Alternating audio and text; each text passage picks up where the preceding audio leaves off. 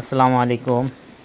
আপনারা যে জমিটা দেখছেন এটা হচ্ছে আমার লতিরাজ বাড়ি একের একটি ক্ষেত, যেটা আমি 3 মাস পূর্বে রোপণ করেছিলাম। দেখুন কি পরিমাণ ফলন আসছে।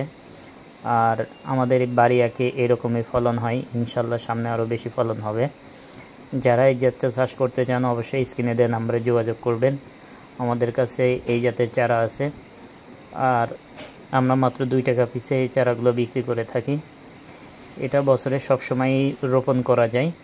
যদি আপনাদের খালি জমি থাকে আপনারা এখনই রোপণ করতে পারেন, এবং এই লতিটা একটানা 10 মাস আপনাকে ফলন দিবে, এবং আপনি 1 বিঘায় প্রতি সপ্তাহে 8 থেকে 10 মণ লতি তুলতে পারবেন ইনশাল্লাহ। দেখুন আল্লাহর রহমতে অনেক ভালো ফলন হয়েছে।